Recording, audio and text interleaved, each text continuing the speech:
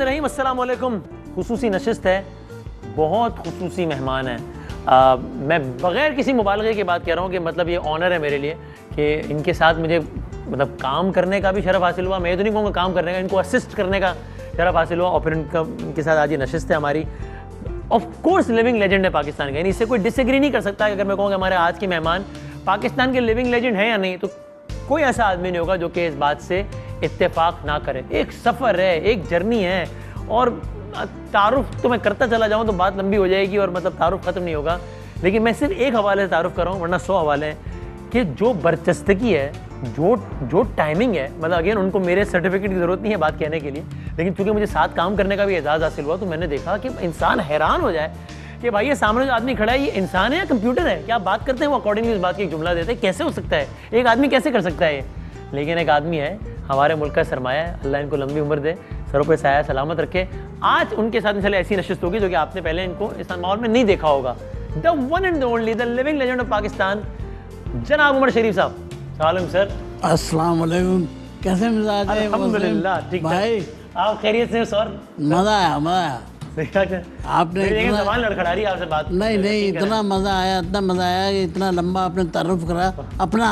आपका नहीं है। अच्छा बहरहाल प्रोग्राम आपका अल्लाह करे बहुत कामयाब हो। इलाही आमीन इंशाल्लाह। हम तो आपसे कमिटमेंट के मुताबिक बैठे हुए हैं, आपकी बहुत और से आके बैठे हैं। ज़रा नवाजी से बहुत नवाज, मैं बहुत शुक्रगुजार हूँ, आपने हमेशा बड़ी इज्जत दी है, बहुत बहुत शुक्रिया। तो आपने क्या सोचा हुआ था कि आपने ये काम करना है इस फील्ड में आप हैं, या इत्तेफाक से आए? नहीं मैंने नहीं सोचा हुआ, इत्तेफाक से भी नहीं आया।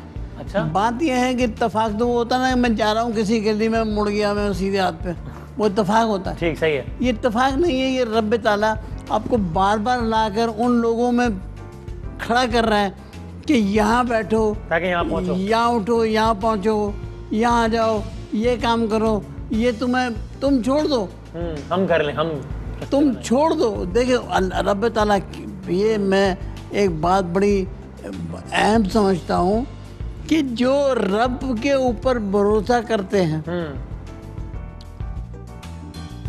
मैं 4 साल का था अच्छा जब मेरे फादर की डेथ हुई। ओह, अब वो मर गए तो उस हालात में हमारे हालात भी ऐसे नहीं थे, मुआशी हालात, समाजी हालात, सराउंडिंग एरिया भी ऐसा नहीं था। तो मैं उस वक्त रहता था कराची का जो ओल्ड सिटी एरिया है, यहाँ की आपकी रिहाइश थी? ये मेरी रिहाइश थी इस गली में सामने। ठीक है। और फिर मैं इसी गली में सुबह शाम घूमता भी रहता था। वालिद की वफात के बाद फिर घर का गुजर बसर कैसे, कौन चला? मेरे बड़े भाई। अच्छा ठीक है। मेरे बड़े भाई थे, 2 बड़े भाई थे मेरे। ठीक है, वो कमाते थे? वो दोनों कमाते थे, सेल्समैन थे। आप इस फील्ड में कैसे आए? जब कुछ भी समझ में ना आया और जहन ये था कि दिन रात लोगों की नकल उतारनी। अच्छा, ये था मोहल्ले में कोई फकीर आना, वो बेचारा सदा लगा के निकला है गली में से, तो फकीर जैसा एक आदमी और आ गया, आवाज लगाता हूँ में हूँ, वैसी आवाज़, वैसा ही अंदाज, चलना भी वैसा, वही सब कुछ। फिर मैं इतना मैं जो मिमिक्री करता हूँ जी जी, वो ये वहीं से मुझे आदत पड़ी। ठीक है। अब उसके बाद मैंने शुरू कर दिया काम। तो मेरी आहिस्ता आहिस्ता ये फेम बन रही थी मोहल्ले में कि ये टैलेंटेड है। ठीक है। फिर आपने फील्ड में पहली मर्तबा एज एन एक्टर ही आया? हाँ, मैं एक्टर आया। वो भी कैसे हादसा था वो भी। अच्छा। कि मैं आदमजी हॉल के पीछे एरिया है ये सोजर बाजार का, जी जी बिल्कुल, पटेल पाड़ा में से निकल के दरीला, वहाँ ड्रामा होता था पहले आदमजी हॉल में। ठीक है। तो मैं वहाँ जाता था, देखने जाते थे? देखने जाता था। और फिर वहीं मेरी मुलाकात ऐसा भी हुआ कि मेरे साथ क्या हुआ कि एक गुजराती आर्टिस्ट थे, A.K. पटेल। अच्छा। A.K. पटेल जो थे वो बड़े फाइन आर्टिस्ट और सीनियर आर्टिस्ट थे। ठीक है। उनकी बीवी की डेथ हो गई। अच्छा। जिस दिन ड्रामा था उस दिन। ओह। और वो चले गए, जाहिर है वो अपनी बीवी का जनाजा तो नहीं छोड़ते, उन्होंने छोड़ दिया। ड्रामा छोड़ दिया उन्होंने? छोड़ दिया। और लोगों ने रिलाइज भी किया, 7 बजे ड्रामा, 5 बजे चले गए वो, 2 घंटे हैं, कौन करेगा ये? अब समद यार खान एक बहुत बड़ा नाम है थिएटर का। ओके। उन्होंने, वो डायरेक्टर थे उसके, ठीक है। उन्होंने देखा वही कोई उस्मान मेमन, उसने उनको बताया कि यार यहाँ एक लड़का होता है, हाँ। वो रात को यहाँ बैठता है कैंटीन में हमारी, हाँ। और वो बहुत ज़बरदस्त ड्रामे उसको याद है, ये वो, उसको बुला के देखते हैं। उन्होंने बुलवाया, मैं आ गया। उन्होंने कहा भाई ऐसे ऐसे हो गया, ऐसे ऐसे हो गया, हाँ जी चलो बस ठीक है। अब मैं आदम जी हॉल में मेकअप करा रहा हूँ और स्क्रीन मेरे सामने वो दोहराता जा रहा है, ये दो, और 1-1.5 घंटे बाद शो शुरू होना है। 2 घंटे बाद, 2 घंटे रह गए। और मुझे वो तकरीबन 30-40 पेज याद करना है। 30-40 पेजों को याद करने के बाद मैंने बोला शुरू करा दो ड्रामा। और लाइफ में से पहले आपने कभी नहीं किया? नहीं किया। फिर और मैंने कहा ड्रामा शुरू हो गया। अब उन्होंने कहा चलो भाई शुरू कराओ, बुला लिया, मेकअप वाला आ गया, गेटअप वाला आ गया, जो बनना था वो बनाया, ये बने वो बने वो बना, ये कपड़े लिया वो कपड़े लिया, वो सब करा, तैयार करके बिठा दिया, तो भाई मैं बन गया। अब उन्होंने कहा भाई आप क्या बोलते हो, करें ना करें, लो जी ड्रामा शुरू हुआ। समद यार खान ने बोला, ऑडियंस बैठी हुई है, ऑडियंस बैठ गई या फुल, ऑडियंस भी बड़ी क्लासिक ऑडियंस। वो आए, उन्होंने बैठ गए, समद यार खान आ गए, क्या हुआ उनको बताया, उन्होंने कहा शुरू करा, मैं कहा अल्लाह का नाम, वो कह रहा बेटा कर लो, हमें जी अल्लाह मान। अब करते करते करते मौका आ गया, पर्दा खुलने वाला। समद यार खान ने बोला भाई शुरू कराओ। शुरू हुआ, उन्होंने हॉल में बताया कि हमारा एक आर्टिस्ट, मेन आर्टिस्ट मर गया है, उसकी घर में जरफौती हो गई तो वो नहीं आया। 2 घंटे में आर्टिस्ट तैयार किया है, तो अल्लाह मालिक है। अच्छा, ये अनाउंस भी बताया भी? बता दिया। अच्छा। पहले बता के शुरू हुआ। अब मेरी पहली एंट्री जो हुई है, हाँ, वो मुझे पता है कि मैं किस दिल के साथ जा रहा हूँ। हार्ट बीट तेज थी उसमें? हार्ट बीट भी तेज, दिमाग तेज करना पड़ा फिर कि इसमें आ जाए सब बातें ले लुआ के अंदर चला गया। जब वो मैं इंटर हुआ तो मैंने एक, वो हिंदू का कैरेक्टर था। अच्छा। वो जो होते हैं ज्योतिष जो होते हैं। अच्छा ठीक है, ज्योतिषी, ठीक है। तो वो मैं पढ़ता हुआ कि जनक बनता बारा पीता ताक बनाता जीते बोलो हम प्रकारी करिमा हो पड़ो से पड़ भी नहीं ना हिर पड़ा करूँ मारा हा पड़ा हिर पड़ा का दी करा मारा और मैं पढ़ रहा हूँ। इतना लंबा पड़ा। सक्कड़ पकड़ इधर धपा कर तो वो बड़ा माहौल बन गया। माहौल बन गया। और इस वक्त आपकी उम्र कितनी है जब आप कर रहे हैं? इस वक्त उम्र है 14 साल। मैंने ये सारा मंत्र पढ़ा, ठीक है, ये सारा कुछ हुआ। होने के बाद मैं अंदर गया, क्लैपिंग हुई, क्लैप बहुत हुई। उसके बाद लोगों को बता दिया गया था बैकग्राउंड। अब जब मेरे पे इतना लोड आ गया, मैं अंदर से पहली एंट्री करके वापस लौटाऊं तो लोगों ने खड़े होकर मुझे रोका। और जब 3 एंट्रियाँ थी, उसकी 3 एंट्रियाँ करी और जब ड्रामा ख़त्म हुआ, उस ड्रामे में 5,000 रुपये का कैश इनाम था, जो कि बहुत था उस ज़माने के लिए। बहुत था। 5,000 का कैश इनाम और होंडा 50 ये गाड़ी थी इनाम में, और 1 साल का पेट्रोल फ्री। वाह, वो सब मिला आपको? हाँ, सब मिला। और पेट्रोल फ्री, और इसके अलावा जितने भी ड्रामे साल में होने थे वो सब में मुझे काम था। अरे अरे अरे, ये सब लेके मैं बाहर वापस आया। उमर शरीफ की बुनियाद पड़ गई उस दिन।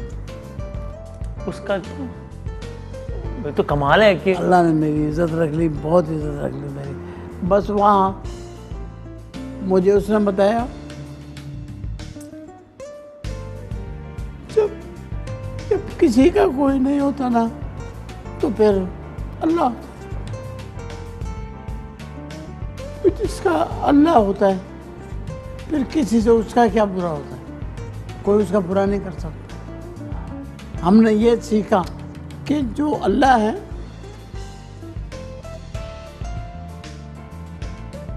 यकीन कर लो, यकीन कर लो, यकीन कर लो कि अल्लाह ही है। तो वहां से देता है जहाँ से सोचा भी ना हो, या आप सोच नहीं सकते, जहाँ मैं सोच नहीं सकता, इन हॉल के अंदर घुसने के लिए हम घंटों इंतजार करते। ओह, वहाँ परफॉर्म किया और हमने तालियां बजाई खड़े हो और अवार्ड जीता। ऐसे अल्लाह रिस्क के ज़राए बनाता है। ज़राए भी खोले, दरवाजे भी खोल दिए, रास्ते भी खोल दिए, ज़बान भी खोल दी, दिमाग भी खोल दिया, आंखें भी खोल दी। कमाल कमाल। फिर ये टीवी का सफ़र और इस सब में? नहीं, टेलीविज़न में नहीं आया मैं थिएटर करते रहे। थिएटर किया। थिएटर मैंने इतना किया वसीम भाई, दुनिया के अंदर बहुत कम लोग हैं जिन्होंने इतना किया। और इसकी कोई ख़ास वजह थी टीवी पे ना आने की? टेलीविज़न से मेरा एक चक्कर था, कुछ ज़्यादतियाँ थी जो मेरी हैं, मुझे अभी भी शिकायतें हैं। मैंने नहीं टेलीविज़न ज़्यादा किया। उस वक़्त लोग बहुत ज़्यादा टांगे खींचते थे, आपको पीछे खींचते थे, पुलिंग थी, लेग पुलिंग बहुत थी, तो हम उसी का शिकार। और भाई ये भी ठीक है कि उस वक्त जो टेलीविज़न की जो भी करता थे उनमें ये माइंडसेट था माजरत के साथ कि ये थिएटर वाले लोग हैं, इनको क्या टीवी, इसलिए वो ज़रा रास्ता बंद करते थे थिएटर वालों के लिए। ये होता था, ये भी होता था। और दूसरा ये भी होता था कि ग्रुप्स बने हुए थे। अब ये ग्रुप जो है इसका काम कुछ और है, उस ग्रुप का काम कुछ और है, उस ग्रुप का काम कुछ और। ओहो, तो वो ग्रुप बंदी का भी शिकार हो गया मैं। तो फिर हमने सोचा उस ज़माने के टीवी के किसी बड़े नाम ने उमर शरीफ से कहा कि भाई ये तुम्हारे बस की बात नहीं है टीवी, या टीवी में तुम नहीं हो, ऐसा भी हुआ? टेलीविजन पे मुझे किसी ने इतना डायरेक्ट तो मुझे कह भी नहीं सकता था, लेकिन रास्ते रोके लोगों ने। रास्ते दर पर्दा बहुत रोकने वाले। और इसमें बड़े बड़े नाम हैं रोकने वालों में? बड़े नाम, सब टेलीविजन के नाम मर लो। हमने किया। और ऐसा करने की वजह जेलसी, इनसिक्योरिटी। आप सोचते हैं कि ये आदमी आगे निकल जाएगा तो फिर क्या होगा। आपने फिर ऐसे किसी बड़े नाम से शिकवा किया बाद में? शिकवा भी किया, शिकायतें भी करी, मिले भी, उनको समझाया भी, भाईजान ये खुद सोचिए आप, जो वक्त आना है उसे आप रोकने, वक्त क्यों नहीं रोक सकते। और फिर सबने देखा कि टीवी के बगैर उमर शरीफ जो है वो उमर शरीफ बन गया, फिर टीवी की जरूरत बना। अल्लाह ने कहा तुम इसका टीवी के रास्ते रोक रहे हो, अब हम इसको टीवी का मोहताज ही नहीं रखेंगे, टीवी के बगैर। अल्लाह ने बगैर उमर शरीफ बन गया। फिर जब टीवी पे नहीं आया और स्टेज पे आता रहा, फिर अल्लाह ने मुझे टेलीविज़न के बगैर फिल्मों में भेज दिया, फिल्मों में गया। फिर अल्लाह ने मेरे हाथ में वो हुनर दे दिया कि जिससे मैंने थिएटर के ड्रामे लिखे और सारे ड्रामे फिल्मों से ज़्यादा पॉपुलर हुए। फिर हमने अपने स्टेज ड्रामे वीडियो के ऊपर रिकॉर्ड करके भेजे। उन ड्रामों ने इनके दिमाग ख़राब कर दिए, इनको समझना है इसको रोके कैसे। इसे इनके पास तोड़ नहीं था। ड्रामे को अगर आपने कुछ करना था तो आपको वैसा ही ड्रामा लाना था, ड्रामे की टक्कर पे ड्रामा। ज़बानी तो नहीं कि आपके पास ज़बानी, आपके पास कुछ भी नहीं और मेरे पास ड्रामा।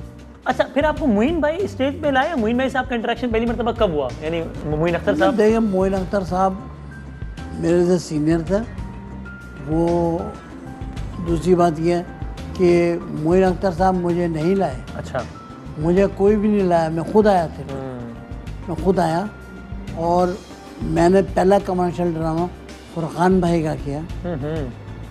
वो मैंने लिखा था जब अमेरिका ने बनाया था बायोनिक सर्वेंट। जी जी जी, अच्छा।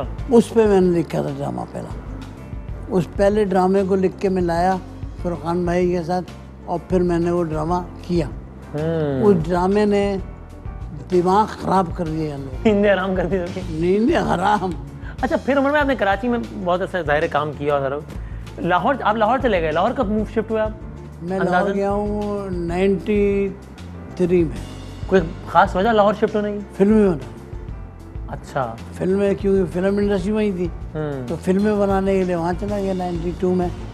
और 93 फिल्म की दुनिया में आपका तजुर्बा कैसा रहा? बहुत अच्छा, बहुत अच्छा। यानी आपको लगता है कि वो फैसला भी ठीक था आपका फिल्म की दुनिया में? मुझे फिल्म इंडस्ट्री में बहुत ज़्यादा पजीराई मिली, बड़ी इज्जत मिली, बड़ा पैसा मिला, बड़े अच्छे कैरेक्टर मिले, बहुत अच्छे दोस्त मिले, सब कुछ अच्छा मिला। पाकिस्तान का जो मौजूदा फिल्म इंडस्ट्री का मयार है वो कैसा है? नहीं, सवाल पजीर नहीं है इस वक्त तो है नहीं। और क्या मसला है? मसला है इन्वेस्टमेंट। अच्छा, मसला है कि कोई आए वो लगाए तो कमाए। कोई पैसा लगाने को तैयार नहीं है। पैसा लगाने को तैयार नहीं, क्योंकि रिकवरी नहीं है। रिकवरी क्यों नहीं है?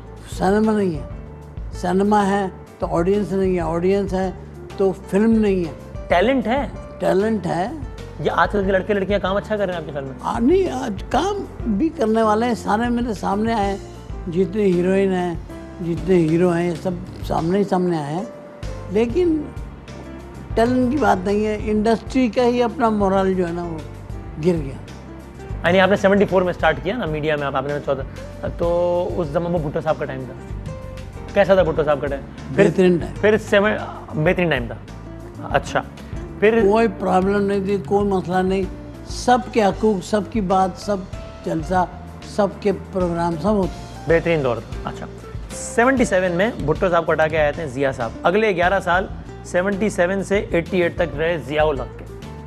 कैसे थे 11 साल पाकिस्तान के लिए? बेहतरीन बेहतरीन। अच्छा, वो भी अच्छा दौर था पाकिस्तान के लिए। बेहतरीन दौर था, किसी के साथ कुछ जुल्म नहीं था, कुछ वो नहीं था। अच्छा उमर भाई, आपने ज़ाहिर कॉमेडी की दुनिया में आपने सब कुछ किया। अगर मैं कहूँ कि भारत में कॉमेडी का फुकदान है, भारत इस राह पे ना एक टाइमिंग बर्दस्ती की दुनिया देखती है सब में, भारत में है ऐसी मिसाल है बर्दस्ती की कॉमेडी? देखिए मैं आपको एक बात बताऊं, या कहते हैं टाइमिंग जो है ना, हाँ, वो आर्टिस्ट को कोई सिखा नहीं सकता, टाइमिंग नहीं सिखा सकता। स्क्रिप्ट बता सकता है, पंचलाइन बता सकता है, हाँ सही, टाइमिंग नहीं है। टाइमिंग कुदरती आपके जिस्म में फीड होती है, और यही टाइमिंग थी मुनव्वर ज़रीफ साहब में। मैं उनका नाम लूँगा वरना बदयानती हो जाएगी। मैं उनको अपना रूहानी उस्ताद बहुत बड़ा आदमी था। सही है। तो टाइमिंग नहीं है भारत में, इंडिया में भी नहीं है, पाकिस्तान में भी बहुत कम लोगों के पास टाइमिंग है। अच्छा, अगर मैं ये पूछूं उमर शरीफ को किस चीज़ से खौफ आता है? मुझे खौफ खुदा है कि या अल्लाह कभी मेरी ज़बान ना बंद करना, मेरा दिमाग ना बंद करना, मेरे चेहरे को ना बिगाड़ना। मेरे अल्लाह मेरे गुनाहों को माफ़ कर देना, मुझे माफ़ कर देना अल्लाह, मैं तेरा आजिज़ बंदा हूँ और ये जुल्म और लोगों के साथ नाहक और तलफी नहीं करता, तो मुझे माफ़ फरमा दो मेरा भैया, मुझसे कोई कोताही ना हो। आज मैं ये बात कहना चाहता हूँ अपने जूनियर को, सीनियर को, जितने मेरे लोग हैं, कि अगर तुम्हारी माँ जिंदा है तो उसकी कब्र ना छोड़ना, कब्र तक उसको ना छोड़ना। उसके बाद कब्र की भी ड्यूटी लगा लेना जब वो चली जाए। माँ, माँ, ए माँ, तू ममता का एक समंदर है और मेरा खुदा तेरे अंदर है। तो खुदा की दुनिया में पहचान है, मेरा ईमान है मेरी माँ। वाह, ए माँ, है माँ, है माँ। अब 4 साल के थे तो वालिद साहब का इंतकाल हुआ। जी, वालिदा का 10-12 साल हुए। और आपकी कैसी अटैचमेंट थी, कैसा था? मेरी तो अटैचमेंट में एक रात नहीं रह सकता। अच्छा, खिदमत की आपने उनकी? मैं खुदा ही जानता है बेहतर। हक तो अदा नहीं हो सकता, जाहिर है, वो तो हम कंधे पे बैठा के हज कराएं तो भी हक अदा नहीं हो सकता, एक रात का भी हक अदा नहीं होता। लेकिन मेरे सारे दोस्त, मेरे साथी फनकार हैं, मेरी बीवी, सब जानते हैं कि उनको मैंने जितनी मैंने खिदमत की अपनी माँ की, उन्हीं के नाम से मैंने हॉस्पिटल बनाया। अब मैं हूँ, एक मेरी सगी बहन है, हाँ, भतीजे मेरे, भांजे हैं, भांजियाँ हैं, एक बहन है।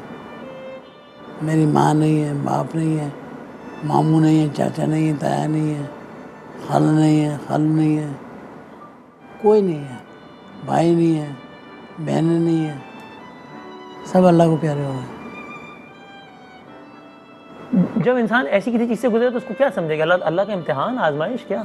देखिए बात सुने, क्योंकि औलाद का सदमा आपकी ज़िंदगी का ये मुश्किल तरीन वक्त था।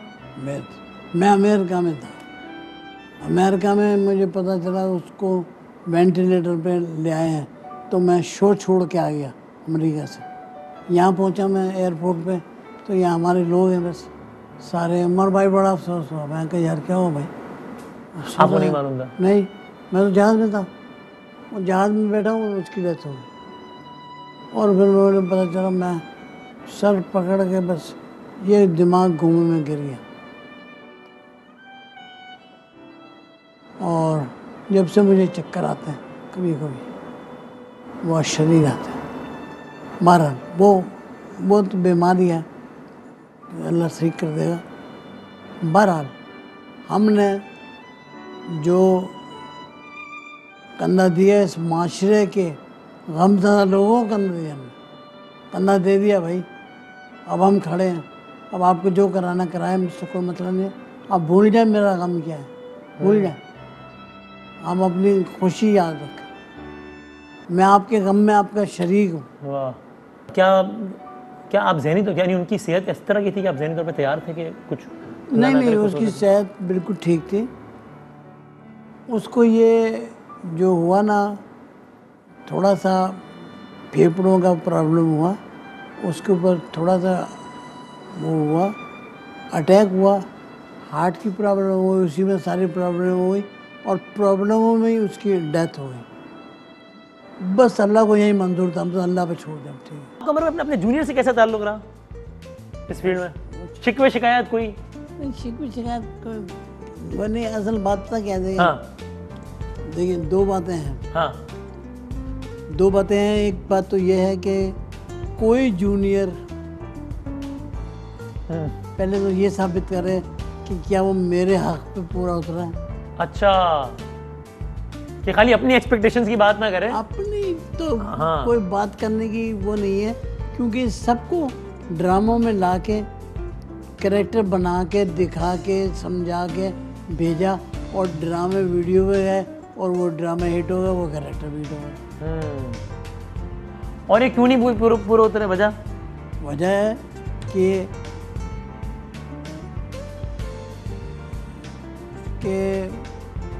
ज़र्फ तो हम तो खामोश हैं, लेकिन ज़माने ने जो दौर देखे हैं, अतवार देखे हैं, उसमें ये है कि कम ज़र्फ के साथ तो अपना एहसान भी ज़ाया करो। नहीं, वो कहते हैं यार उम्र में गुस्सा बहुत कर जाते हैं जूनियर्स के आदमी। नहीं, मुझे एक बात बताइए, आपके वालिदैन गुस्सा नहीं करते? करते, करना चाहिए उनको, और हमें अदब से सुनना चाहिए जब करें। और दूसरी बात यह है कि जब आप गुस्सा करते हैं, आपको पता करना चाहिए आप में गुस्सा क्यों हो रहा है।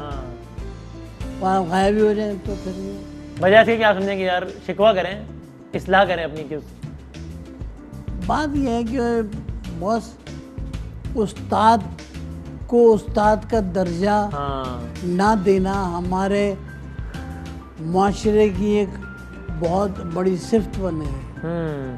वो यार मैं क्या समझता हूँ, हो गया है यार, चौड़ा है, ये इनके एटीट्यूड है लोग। तो मैं अपनी इज्जत की हिफाजत खुद करता हूँ भाई। बड़ी मेहरबानी, बड़ी मेहरबानी। अच्छा अमर भाई, ये बताएं, ये उर्दू कॉमेडी क्यों हमारे यहाँ जवाल पजीर है अब? उसकी वजह यह है कि जो लोग हमारे ड्रामों में या और जगह वन मैन शो कर रहे हैं, उन्होंने कुछ आइटम चुराए हुए पंजाब से, किसी ने चुराए हुए सरगोदा से, किसी ने चुराए हुए गुजरांवाला से, किसी ने, वो सब पंजाबी में है। और पंजाबी तो अपना काम क्यों नहीं कर रहा कोई? जो तो मतलब अब अपनी सलाहियत खत्म हो गई लोगों की क्या यहाँ पे? खत्म हो गई है ही नहीं, सब चुराया हुआ माल है, सब चोर। तो अगर कोई मैं आपसे पूछूं कि भाई उमर शरीफ ने मजीद उमर शरीफ क्यों नहीं पैदा किया?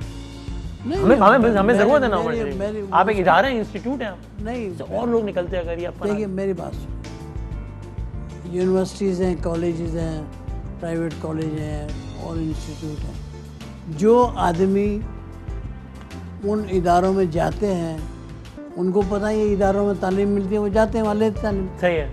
अब सबको मेरा पता है कि यार ये आदमी इतना इसने ये काम किया, ये किया है, बिल्कुल है, इसमें कुछ शक नहीं है। वहाँ नहीं, आप कह रहे हैं जो प्यासा है वो आए कुएं के पास, कुआं तो नहीं जाएगा। अब मैं कुआं लेके जाऊँ कैसे? P low. ये चीज हमारे पड़ोसी मुल्क में या वहाँ पे कदर है आर्टिस्टों की? नहीं, वहाँ भी कदर भी है, वहाँ भी बेकदरी भी है। अच्छा, वहाँ भी है बेकदरी। ओके। वहाँ भी ग्रुप बंदी है। और आवाम की तरफ से आर्टिस्ट की पजीराई हमारे यहाँ ज्यादा है या भारत में ज्यादा है? हमारे यहाँ ज्यादा है। अच्छा अच्छा, लोग, क्योंकि हमारे कुछ आर्टिस्ट शिकवा करते हैं कि यार देखो भारत में देखो, हमारे क्रिकेटर्स भी शिकवा करते हैं यार भारत में देखो यार कुछ करते हैं, क्या शिकवा यहाँ करते देखो हो यार। देखो मैं ऐसे लोगों को वतन परस्त नहीं कहता।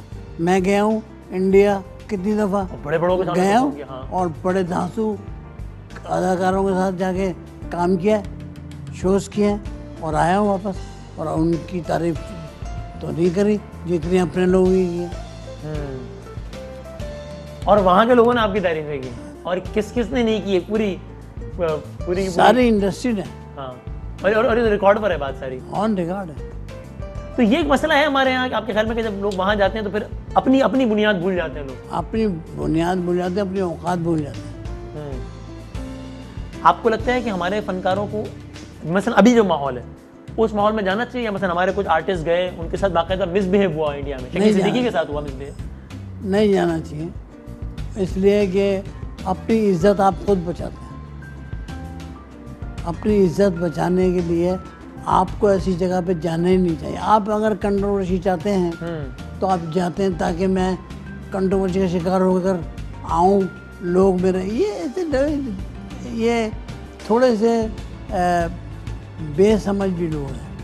आगे बढ़ते उमर भाई, ये मैं कुछ इनके लिए अगर एक लफ्ज़ अगर आपने कुछ कहना हो, ठीक है, इन लोगों के लिए, या एक लफ्ज़, तो सबसे पहले वो अर्तगल, ये ड्रामा चल रहा है तुर्की, देखे अभी आप? देखें अर्तगल ड्रामा, देख रहे हैं? मैंने देखा है कुछ एपिसोड। इसके लिए क्या, अगर मैं कहूँ एक लफ्ज़ में, आप क्या कहेंगे? अच्छा है, बुरा है कि क्या? बहुत अच्छा। ठीक। आजकल के स्टेज अदाकार, एक लफ्ज़ क्या कहेंगे उमर शरीफ? उनके पास कोई मैसेज नहीं है, कोई पैगाम नहीं है, कोई ज़िंदगी गुजारने का उनके पास कोई हल नहीं है, कोई अच्छी बात नहीं है। चले जा रहा है वैसे आजकल की कॉमेडी, बेफजूल कॉमेडी। एक लफ्ज़, भारत। भारत का यही हो गया जो बैंकॉक का है, सब जगह से लोग बुला के उसको फेस्टिवल करा लो, जो मशहूर आदमी है उसको बुला लो, वो इंडिया में आके परफॉर्म करे, अपनी बातें सुनाए, अपने तजर्बे सुनाए, और वो उसको अपने आप से मंसूब कर दे। हमारे अवार्ड शोज जेन्युइन होते हैं, मैच फिक्स होता है? नहीं जेन्युइन। एक लफ्ज़, ज़ियाउल हक। उसको क्या हुआ? कुछ नहीं हुआ। एक लफ्ज़ क्या, अगर ज़ियाउल हक के लिए एक लफ्ज़ क्या कहेंगे?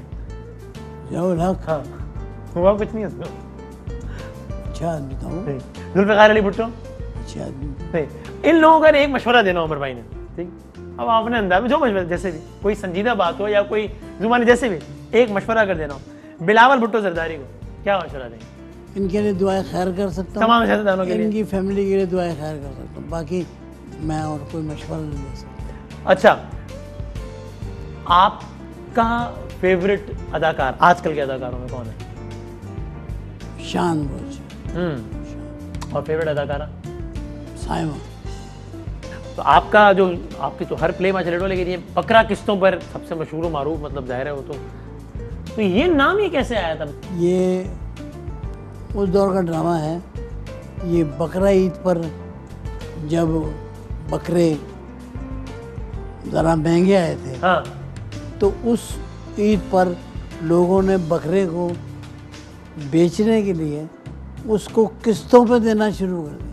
ये एक्चुअली में ही हुआ था, सच्ची बात है। मैंने उस वक़्त इस ड्रामे का नाम बकरा किस्तों पे इसलिए रखा, हाँ, कि वो था कि आप जानवर किस्तों पे ले और इसको ज़िबा करें, कुर्बानी करें महंगे, और हमसे आप किस्तों पे ले लें महीने की। अच्छा, तो हमने महीने की किस्तों को निकाले, बकरा किस्तों पे किया कि यार इसका मैं ये नाम करता हूँ, और फिर 2 दिन पे ड्रामा लिखा, और 2 दिन के ड्रामे ने पूरी दुनिया को तबाह और बर्बाद कर दिया। ये बकरा किस्तों आपने 2 दिन में लिखा? 2 दिन। और ये उस इश्तिहार को जिसमें लिखा था कि ये बकरा किस्तों पर अवेलेबल है, उसको देख के आपको ये जी हाँ, ये नाम आया? जी हाँ। अच्छा, मुइन अख्तर से कैसा रिश्ता था? मुइन अख्तर हमारे सीनियर इंतहाई मोहतरम। और अगर मैं आपसे कहूँ, जब मैंने शुरू में कहा कि आप ज़ाहिर एक लिविंग लेजेंड है माशाल्लाह, उमर शरीफ के ख्याल में इस वक्त पाकिस्तान में कौन लिविंग लेजेंड है जो कि ये फ़न को, ये इसको, इन रिवायात को जिंदा रखे हुए? मैं हिस्से मिजाह के एतबार से बात कर रहा हूँ। मुझे तो मिजाह में कोई नहीं लगा इस वक्त, तो अभी तो मुझे कोई नज़र नहीं आ रहा है। हो सकता है आ जाए बाद में। तो ये तो मतलब ये हमारी एज सोसाइटी भी ज़रा परेशान कुन बात नहीं है कि मतलब मुश्ताक यूसुफी साहब और यानी ये सब के बाद अब एक खला ही है। मैं भी एक तरफ दोबारा अपने आप को वो कर रहा हूँ। मेरी किताब मैं अब ला रहा हूँ मार्केट में। किताब लिख रहे हैं आप? 1 महीने के अंदर अंदर। किस हवाले से? ये पूरी ज़िंदगी। अच्छा, अपनी ज़िंदगी के सफ़र पे। अच्छा, उमर शरीफ का जिसने अपनी उम्र पाकिस्तान में गुजारी, पाकिस्तानी आवाम को सबसे गुजरते देगा। सियासत में से मुझे क्या मजा, सियासत में आना चाहिए उमर भाई? सियासत करने वाली चीज़ है मेरे लिए, मेरे जैसे आदमी को सियासत करनी चाहिए। जो करने वाली चीज़ें हैं, हाँ। वो है निकाह। वो तो मैं कर चुका ना, मैं बता रहा हूँ बीच में। अच्छा, मैं माफ़ी चाहता हूँ। निकाह, अच्छा, स्त्री, बुराई, गीबत, चुगली, प्यार, मोहब्बत, ये करने वाले काम, ये 7 काम है जो कर लो। इनमें आपका सबसे ज़्यादा फेवरेट काम कौन सा है? निकाह। कितनी बार फरमाया आपने? हैं? कितनी बार फरमाया आपने? जितनी दफा मुझे मौका मिला कर लेता हूँ मैं। हंस ले तू, हंस ले पहले। अब ये मैं इस बात पर हैरान ही हो सकता हूँ, परेशान। तो हैरान हो, हंस क्यों रहे? मेरे हैरानगी का ये वाला एक्सप्रेशन होता है। तो अब इस काम को फुल स्टॉप लग गया उमर भाई? नहीं, सांसों के अंदर रवानी में है ये। अभी सिर्फ कोमा लगा है इसमें? कोमा नहीं लगा, कुछ भी नहीं लगा अभी। और उसके बाद निकाह के बाद आपका फेवरेट काम करने का कौन सा है? उसके वलीमा। वो तो निकाह के बाद इसके आप तो उमर भाई इससे बाहर ही नहीं आप, मतलब क्या? भाई मैं उसी सर्कल में हूँ ना, निकाह के बाद वलीमा। अब पूछो। नहीं, अब तो आगे फिर बात ही क्या रह गई फिर? आप तो क्यों नहीं रहेगी, मैं बताऊंगा। अच्छा, फिर उसके बाद बच्चे की सालगिरह, उस बच्चे की मंगनी, फिर उस बच्चे का निकाह, फिर उस बच्चे का निकाह, फिर उसकी शादी, फिर उसकी बीवी बच्चे, फिर उसमें सब मतलब है, ये सिलसिला है। तो फिर ये वो जो लोग कहते हैं कि मोहब्बत तो एक ही बार होती है, ठीक कहते हैं? गलत बात, या ये अफवाह है जो किसी ने उड़ाई है कि मोहब्बत एक ही बार होती है? मुझे तो एक बार भी नहीं होती, मैं तो एडजस्टमेंट में चलता हूँ। ये वैसे बताएं, हमारे आजकल के हालात के हवाले से ज़रा लोग भी जाना चाहेंगे, उमर शरीफ की ज़िंदगी कैसी होती है? ये बिजली पानी वानी आपके घर में सब ठीक खैरियत से आ रहा है? अल्लाह का करम है, सबके पैसे दे रहे हैं, पानी सही आ रहा है। बिजली आती है आपके घर? बिजली हमारे यहाँ आती है, लेकिन हफ्ते में 2 दफा, बाकी दिनों में नहीं आती। नहीं, किस धोबन की बात कर रहा बिजली? नहीं, मैं इलेक्ट्रिसिटी की बात कर रहा हूँ। इलेक्ट्रिक, ये करंट वाली बिजली, ये इसकी बात, ये बराबर में जलती है। ये तो बस जब आती है तो आ जाती है, नहीं आती तो नहीं आती। उमर भाई एक बार फिर बहुत बहुत शुक्रिया, और हमें अपनी दुआओं में याद रखिएगा, और हम सब आपके लिए बहुत दुआ को हैं। अल्लाह ताला आपको लंबी ज़िंदगी दे, और आपको भी अल्लाह सेहत सलामती के साथ ज़िंदगी दे इंशाल्लाह।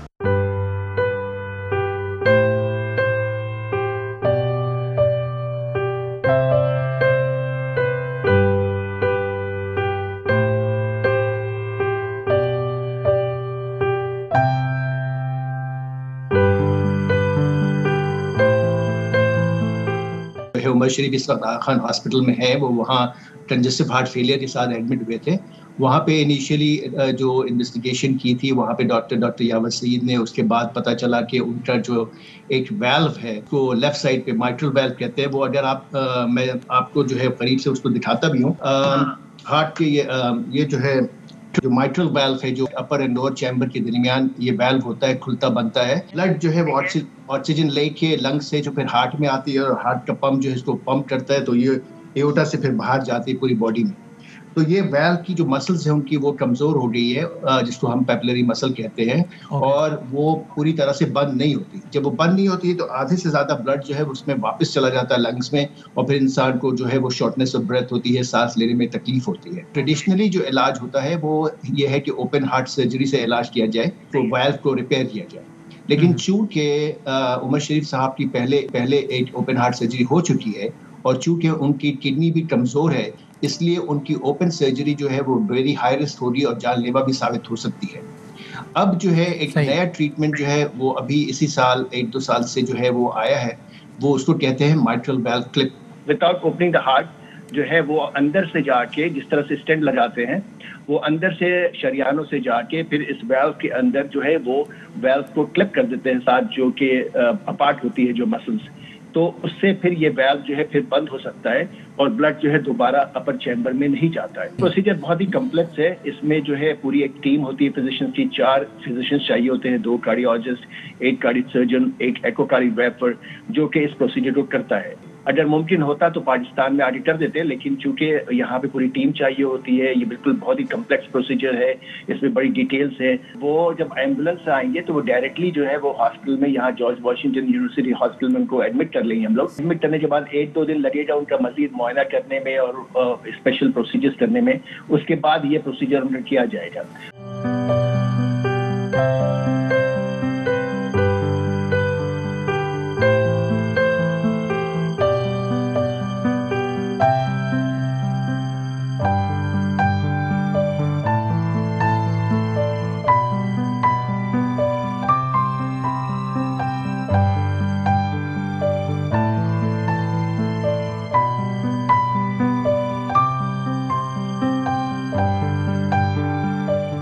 अजीज फनकार उमर शरीफ साहब, जिन्होंने पूरी दुनिया को हंसाया, उनकी तबीयत बहुत ज़्यादा ख़राब है, सुनकर बहुत दुख हुआ।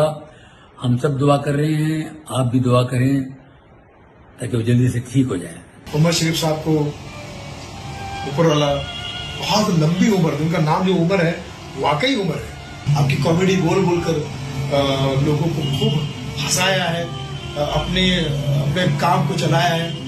पूरी दुनिया इस वक्त आपके लिए दुआ कर रही है। उमर भाई प्लीज, उस्ताद प्लीज जल्दी ठीक हो जाए। उमर शरीफ साहब, मैंने उनका वीडियो देखा, मुझसे देखा नहीं गया और बहुत दिल दुखी हुआ। आर्टिस्ट बड़े खुददार होंगे, मांगते कभी नहीं, हमसे जो मर्जी कभी कोई ले ले। ये मेरी गुजारिश है कि इस वक्त उमर शरीफ नूं बहुत लोड़ है ते प्लीज उन्होंने जल्दी तो जल्दी अच्छा इलाज होवे। Thank you so much.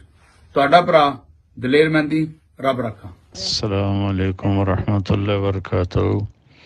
भाई उमर शरीफ साहब, अल्लाह ताला से दिली दुआ है अल्लाह आपको सेहत, सलामती, आफियत नसीब फरमाए और आप अल्लाह के फजल से जा रहे हैं अमेरिका। इंशाअल्लाह आप सेहत के साथ वापस आएँ और आफियत के साथ वापस आएँ।